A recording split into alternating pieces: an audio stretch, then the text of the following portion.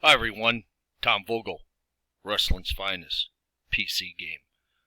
Continuing my little flurry of videos here, we're doing this one on, looks like Saturday, August 24th, 2019. This will probably be a little quicker one, I always say that, but I'm going to really try to keep my word on this one. I'm going to point out just a few things that just kind of some, I don't want to call them minor things, but some maybe little features people aren't completely aware of. So it's going to be a little bit of a hodgepodge. Some of you probably already know a lot of this, but I believe there might be a couple things here and there that most of you might not know. First thing I want to talk about is what I did was I hit start new match. I wanted to show you real quick here.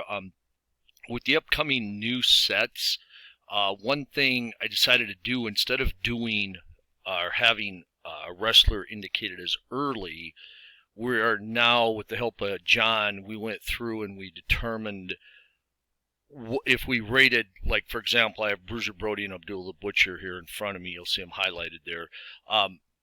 We had a Bruiser Brody as a heel, and then we rated an early Bruiser Brody also as a heel. And originally, what everybody has in the game prior to me sending out these sets in a few days, it said Bruiser Brody, and then the other one was Bruiser Brody, and then in parentheses there was an E meaning early. Well, questions I would get is, well, if I'm using Brody at this period, what should I use? So we decided to go through for all the early ratings. We changed them and the original rating to the year. So like in this example, we have two Bruiser Brodies. One is 1979 and before, and then the other one is 1980 and after. It's not a 100% rule, but typically the early ratings, you know, the 79 and before, like for Brody, that would more than likely be his weaker rating, but that's not always the case. And that's why I highlighted Abdullah. Abdullah the Butcher 77 and before was actually, believe it or not, a more slender,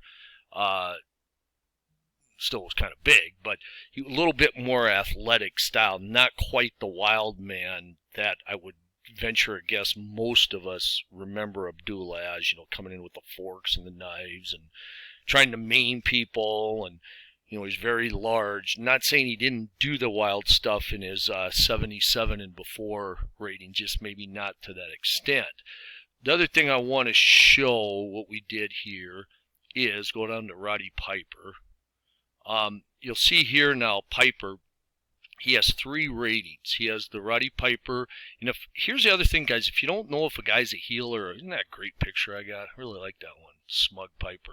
If you don't really know if a guy's a heel or a face, just click his name and it will tell you. Like it's 80 and later Piper. That's kind of probably from his Mid-Atlantic, Georgia, and then going forward to the WWF, but his prime actually was, as a heel, was in the Mid-Atlantic, and when he ventured off into Georgia a little bit. The 79 Piper, that's, look at that young fella. That's when he was mainly in LA, a little bit in San Francisco, where he's a brash young guy, wasn't real great, but, you know, still a very chaotic guy. So in Piper's case, his 79 and earlier is a much weaker rating than his 80 and after. So here, the reason there's not a year for the Piper face is because it's just rated for his prime face time. And the reason we have the 2 for the other one is because both those are heel ratings. So in other words, if a wrestler's rated, say, twice as a face and once as a heel, only the face ratings will have the year designation. I think somebody had asked, why don't you put years by them all? Mainly, I don't want it. It'd be a pain in the ass. And 2, it would invalidate every single picture in the game. What I did do, and I normally won't do it because, again, it's a pain in the ass, since I changed, you know, I don't know how many early ratings we had, since I changed them all to a year, and then we had the, you know, the year for the other Piper rating, I did go in and I put together a photo package I will send out with the wrestle sets, just so your pictures are not invalidated due to me changing the system we have. So anyway, that was the first thing I wanted to show there.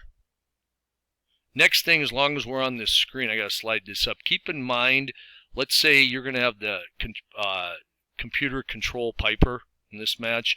One thing I wanted to point out, after you select heal, you have a pre-match setting for the pre-match attack. If you want it to be a normal, meaning the computer decides if attack's going to occur, you leave it at normal. If you'd like it to be somewhat limited, you click half. And then if you never want a pre-match, you click never. And if I'm in a tournament, I don't like doing pre-matches because I'm not typically trying to create an angle or a feud. I want to have somebody crowned as champion, so I might consider going never, but I definitely would go half. Now, if you control a wrestler, it doesn't matter. You won't get this option because you get to decide yea or nay if you want to try it. The final thing here is all the categories. Don't get creative and try to get cute. Don't put Piper as an oddball. Don't put him as a tweener. Definitely don't put him as a face, because every one of these categories really affects greatly how Roddy Piper will be used if the computer's controlling him. They will not perform realistically if you all of a sudden make Piper an oddball, or if you make him a tweener. That's not the point of the computer opponent. This isn't a time for you to test out your artistic skills and pretend you're back in Berkeley doing protests and things. This here is simply follow what the guy is rated. There's very few oddballs in the game, and there's very few tweeners. And at some point, I will make a list of who I think the oddballs are. There are not very many. Somebody like Abdullah Butcher is not necessarily an oddball. You could make an argument for him, but there aren't a lot of them. Same with tweeners. When you think about it, there are not very many tweeners. And if you decide to use different settings, it's just going to screw stuff up. Yeah, you might be cute and funny, and if you're looking to, sit there and giggle away as you run your matches, I guess, knock yourself out and do it. But you're definitely not playing the game the way the computer opponent was designed. So that's, I think, everything I have on this screen here. Okay, back to the main screen. Just want to point out a few things here. I might have covered a few of these earlier, but we'll just go over them real quick here. Wrestle, one thing here, I'm going to skip here. Specialty match descriptions. It surprises me that a couple people I know didn't know this was in here, and they're very helpful, I think. You click specialty match descriptions, and it tells you what each one is, and it also tells you what settings to click. If you want to leave the blood on or the cut stoppage, it tells you a little bit, just a real quick little summary of what they are. And it also gives you the hint to uncheck the box for the face in many of these. And the reason that is, I'm going to show you here in a couple minutes. But it's kind of good to look these over just so you kind of know what they are. So anyway, I want to point that out. Also on this screen, and I didn't talk about this in the territory, but because I wanted to make it more of a blanket statement, wrestling card intangible check.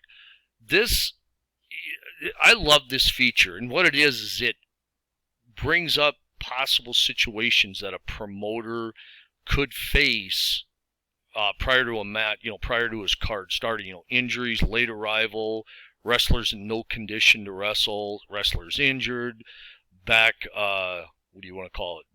locker room disputes, weather issues, building issues. The chances of it coming up is not real high, but if it does, most of the results will apply to every card. There are a few results that you might shrug and say, well, that doesn't affect me for this card, but not very many. Usually if you get something to come up, you are going to have some type of adjustment you're going to have to make. And if you watched my territory video, it makes you think even further. And I enjoy coming up with these from videos. Herman reminded me of something the other day, of how they started to turn Sergeant Slaughter face, and we kind of came up with a general idea what to do, but Ed kind of finalized it actually this morning with a very good way to describe what we tried to get. So those are going in the match Intangible. So to kind of know how many people watch these videos, if anybody emails me or posts at the forum, I'll send them the new match Intangible. It's just a folder with the text file. It will come out to everybody when we get an update done. But if you'd like to have it now, and I'm not going to announce it anywhere else, you can contact me, and I'll send it off to you. I think you can also post here at the YouTube channel I have. But anyway, what you want to make sure though you do, this is very, very, very important. You only check this once per card. You don't do it before every match. You do it before your card starts. So it's very important you maybe put a yellow sticky up, because otherwise if I reminded you to do this, or if I had Gary write something up for it, it would pop up before every match, because the computer doesn't know that your card is ready to start. So you got to remember this on your own. But as soon as your card is set up, and I mean, every match, the order, everything, what you do is we're going to do it here in a second. You're going to roll to see if you have a pre-match Intangible event. If you wait too long, then you could possibly manipulate it. So when I do a Georgia card, even though I only run one match per each town I go to, I do use a generic card I put together, and then before each one I check to see if there's a match Intangible situation that comes up, and if it does, then I follow what it tells me to do, and you go from there. Again, you only use it before the match. And the other thing before the card starts, I'm sorry. And the other thing I would say is, don't be chicken shit. If you're going to say you're going to use it and you don't like the result, tough, use it. Nothing like, well, I'm going to use it, and then all of a sudden, ooh, I don't like that, I guess I'm not going to use it. To me, that's cheating. Either you do it or you don't. Kind of the same, if injuries, if you say, I'm going to use injuries, but then a guy you really like gets injured and he's going to be out for 6 months, then I don't really want to do that. Again, that's kind of selective choosing. So you're either in or you're out. I'm going to click this real quick. So we got this, this may be the most entertaining card you've ever assembled, only because there were no changes. So, I could sit here and click it 50 times to see if one comes up, but, just remember it's under Wrestle, and it's under Wrestling Card Intangible. Let's see here if there's anything else. The match setup we talked about. This is where you set your tourney DQ rules. Remember, you set a champion for the match.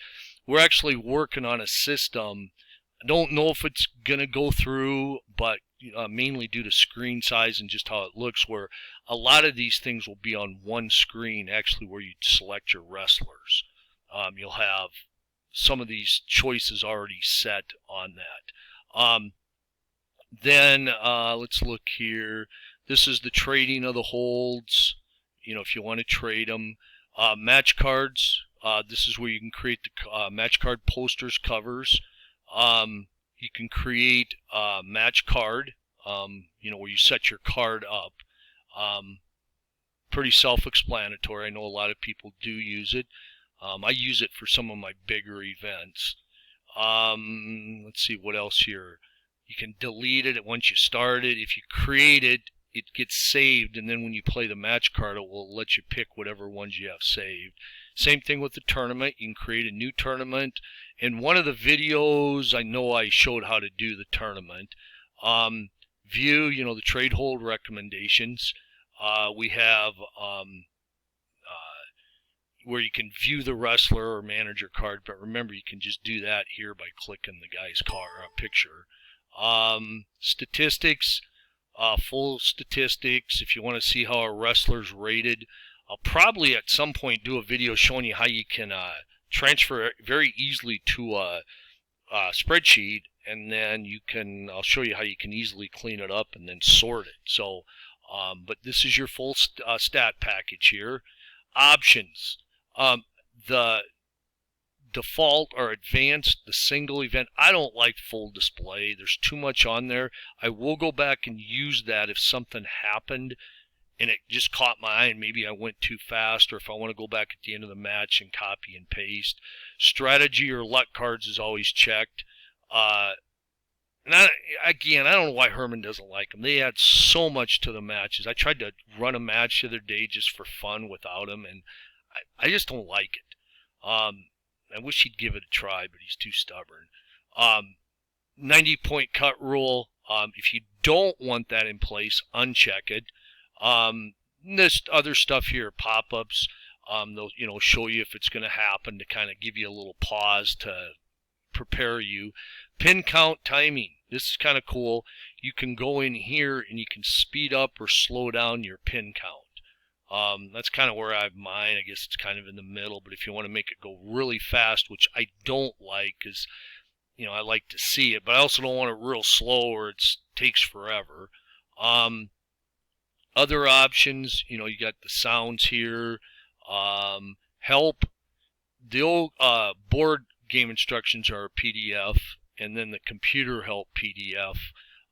But the board game instructions are actually Grado helped years ago, helped clean them up, and I think they look real nice. They're a little bit outdated because I don't update them as we update other things.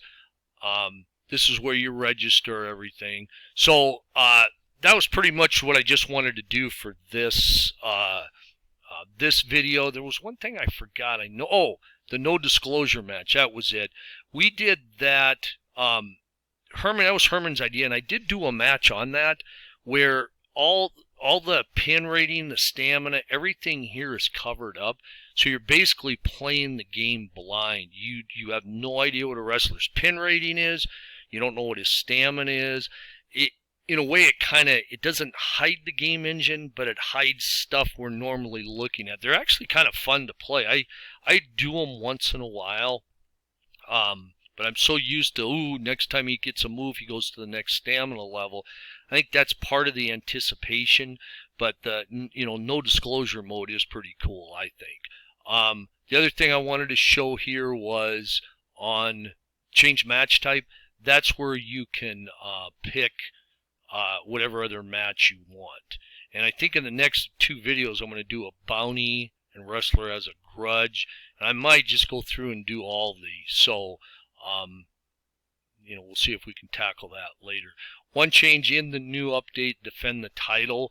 When you select defend the title, again, you'll be asked which wrestler you want to use. And that might be on the initial game screen. And when you click the wrestler, or maybe right before it, it will ask you, is this a world title match? And if you click yes, it will be a different defend the title. It's actually more pro champion than the defend the title we have right now. Just a couple results, or maybe an increase in some results. I don't know how much the chart changes, maybe the frequency of some things, but it definitely gives the world champion just a little better advantage than a non-world champion. I got to thinking, should a TV champion have the same advantage as a world champion? And I said no. So, but that will be coming up. Another thing here, go for the mask. Herman's lobbying hard to get Gary to be able to tie the go for the mask in, like for a cage and a Texas death. I don't know where we're going to draw the line, but right now if you do go for the mask, that supersedes any other match choice. So in other words, you can't have go for the mask and have it a cage match. So we're going to try to see if we can block out some of the go for the mask results that would be impossible to have in a cage match. And then also like the DQ ones in the cage match, but also like a Texas death match or a no DQ match. I'm sorry, we want to block those DQs or countouts from occurring. Not sure if that will happen, but Herman's lobbying hard, and Gary kind of has a soft spot for some of Herman's requests, even if some of them are kind of stupid, in my opinion. But again, another topic. I don't even know if Herman watches these videos, and if he does, then he can hear it, and oh well. Another match we're going to try to add, and it was the idea of John, and he gave me some general ideas for the chart to use, and then I kind of modified it a little bit or expanded it, and I really like how it came out. I'm hoping it goes in there, and it is a tape fist match. Little different than the bunkhouse boot camp, but it's a tape fist match. Results are more, how should we say it, more customized to a tape fist match. I've thought about turning the Russian chain match. We might be able to turn that also into a dog collar, but I personally don't see what the big difference is. So anyway, that covers the things I wanted to show on here, and I think should wrap it up for this video. I went about a minute too long. I appreciate everybody joining in and continue to support Wrestling's Finest PC game. If you get the chance, please go to Delphi Forums and type Delphi Forums, Wrestling's Finest, and it will take you right to our message board. A lot of great people there, very knowledgeable, and even if you don't have the game, please stop in, because, I mean, I'm telling you, it's some great write-ups, some great wrestling worlds. It's kind of like a throwback to the late 70s, early 80s when we used to grab the After magazines and quick flip to, see who beat who and the arena reports, and, you kind of get the same when you go to our forum. Thanks again. Hope everybody has a great day. Tom Vogel, Wrestling's Finest PC game. So long.